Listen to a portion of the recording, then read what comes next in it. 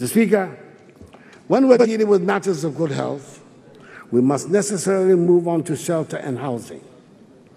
There is an acute shortage of user-friendly, decent housing for people in middle and low-income brackets in our country. This is a long-standing problem that gets worse with each passing day. It is time to tackle the issue and find a resolution. We're starting with the completion of the many abundant projects dotted around the country. A consortium of local banks has raised $51 million to fund the completion of the social housing units started by the Akufo administration in 2006 at Koforidua, Tamale, and Ho. The Saglemi housing project, started under the last NDC government, is also high on our list of priorities this year. The 5,000 units it offers would boost our housing numbers. We're therefore establishing the value for money issues surrounding the project in order to reconcile the number of houses built with the schedule of payments made and accelerate delivery. The 2019 budget made provision for the construction of 200,000 housing units and a database of local and foreign developers that has been created to help make this policy a reality.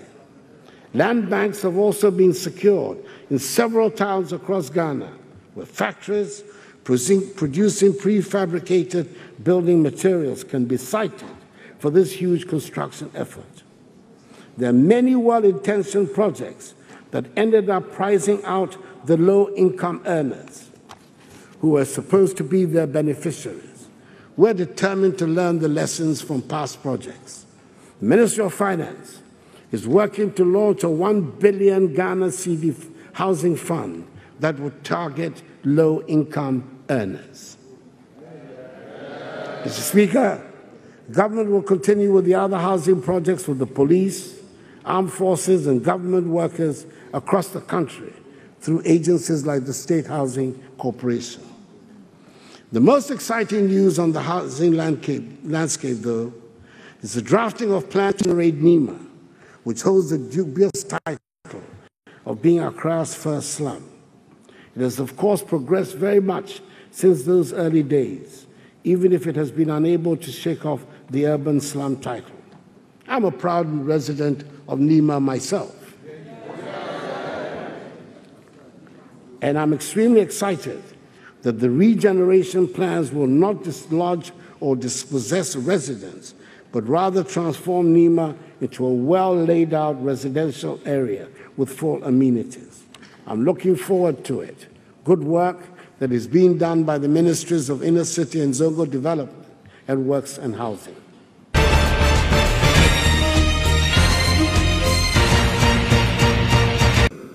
A month ago, almost to the day, I was in Yindi, fittingly attired as a self-proclaimed Prince of Gabon,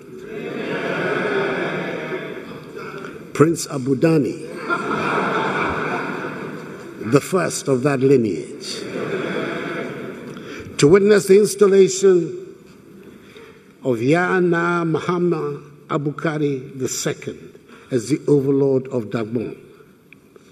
Thousands of our compatriots were there to share in the joy of the occasion. It was a ceremony that many had despaired we would ever see. But a new Yana, accepted by the two gates of Abudu and Andani, was installed on that day.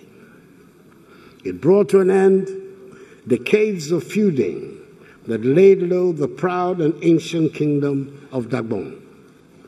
It was a happy day, and it marked the climax of a long, tortuous journey and a hard grind on the part of many people through the years.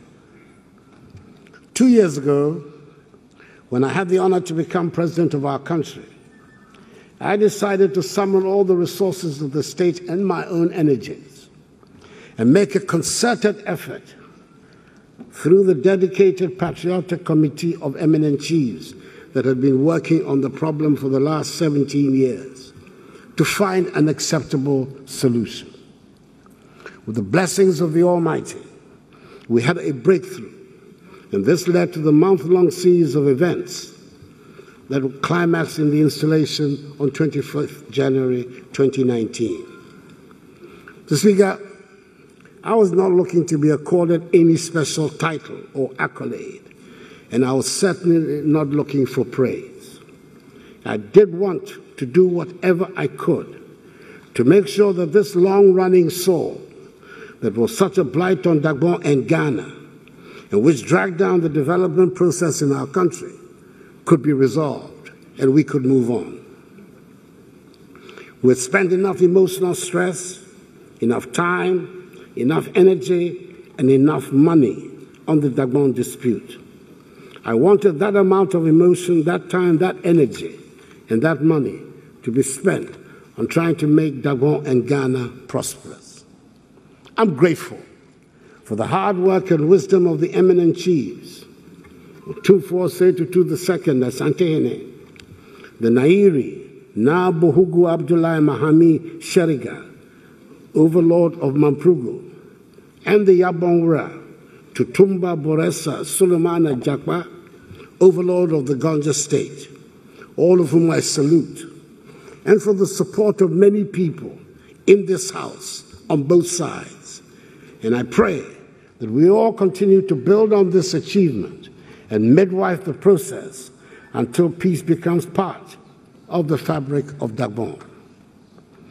The Minister for Chieftaincy and Religious Affairs intends to use the momentum of the Dagbon settlement to tackle the other protracted chieftaincy disputes in the country, hopefully, for resolution. Mr. Speaker, in order to reinforce and support the process of reconciliation and the restoration of peace in Dagbon, I have decided that this year, the official 62nd Independence Day celebration will be held in Tamale on 6th March. This will be the first time in our nation's history that the celebration is being held outside of our national capital of Accra, and I'm very much looking forward to it.